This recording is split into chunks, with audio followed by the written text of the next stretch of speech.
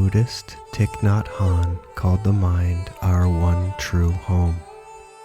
Using this metaphor, it's easy to imagine our inner world as a place to take care of, to ensure a strong foundation of self-love, a place to organize, to condition into a calm and secure space amid the chaos, and with continued exercise over time, go on to build a temple of grace and joy that radiates a virtuous, powerful, loving energy to the world. Join us as we deepen our understanding of inner peace and love for others today on part 5 of the first stage of LifeDeck, Self-Love.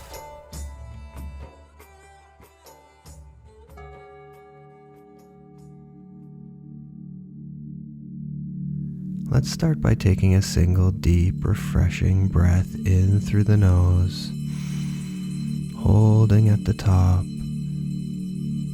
and releasing, feeling your mind relaxing.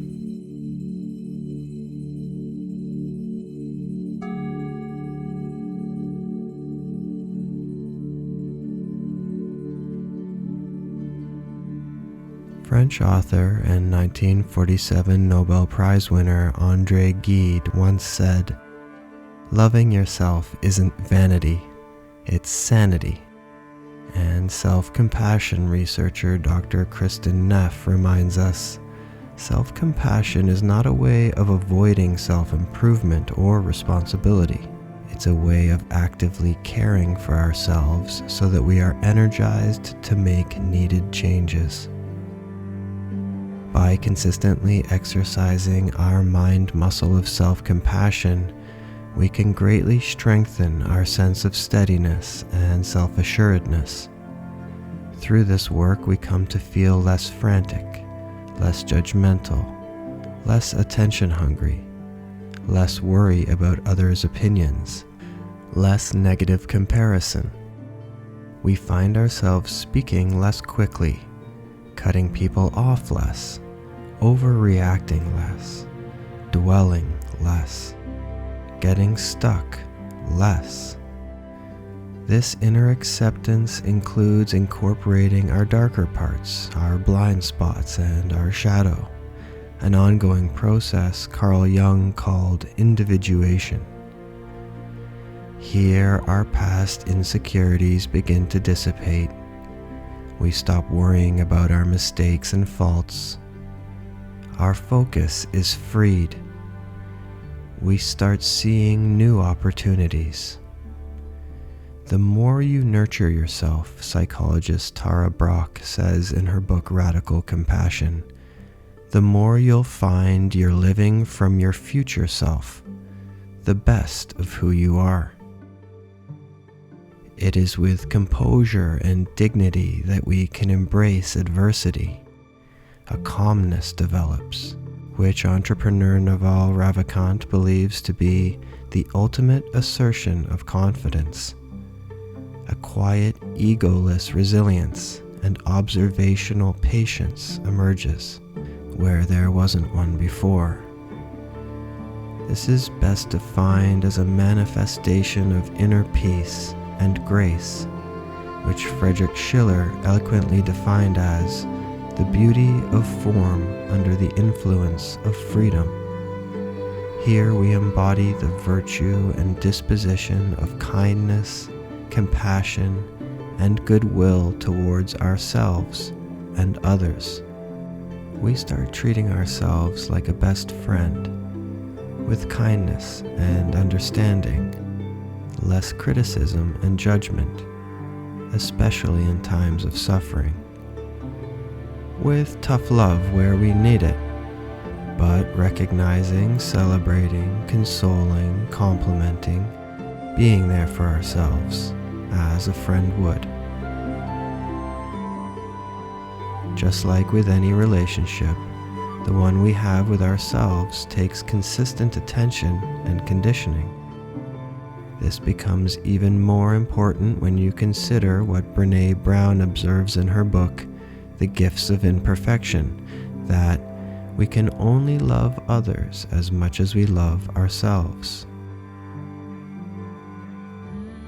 thus embodying the ancient golden rule: do unto others only as you would have them do unto you. This is a central moral principle that is found in almost all cultures and belief systems around the world. It represents the single simple height of human morality, and for good reason. If all of humanity was more focused on deepening our self-acceptance, sense of worth, and love, the world would be a wonderfully different place. And this should be our collective goal. It is said as a parent, the best gift you can give your children is your own happiness. And as individuals, that is the greatest gift that we can contribute to each other and the world, our positive vibrations and love. Each time we interact with another person, we get to choose whether we either lift them up or bring them down. We get to determine our interaction with the world and what energy we are putting in and taking out.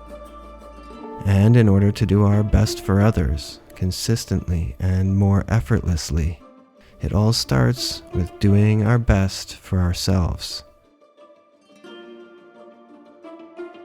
As the great Ram Dass told us, our whole spiritual transformation brings us to the point where we realize that in our own being, we are enough. From here, we can then begin to see the world more and more this way, with loving eyes and a loving heart. Perhaps that's why Oscar Wilde said, "Loving yourself is the beginning of a lifelong romance." And you are worthy of this inner peace. You are worthy of this joy.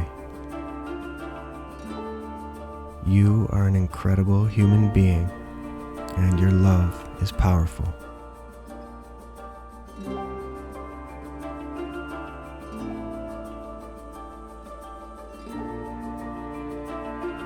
We'll now end with a single refreshing deep breath in through the nose, holding at the top, and releasing, feeling a complete sense of inner peace fall over you.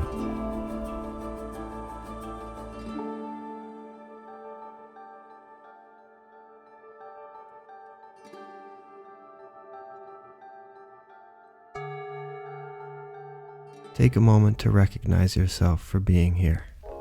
Continue your life learning with this next video, and as always, thanks for being here. If you've enjoyed this video, please like and subscribe to help spread the love. And until next time, keep building your potential.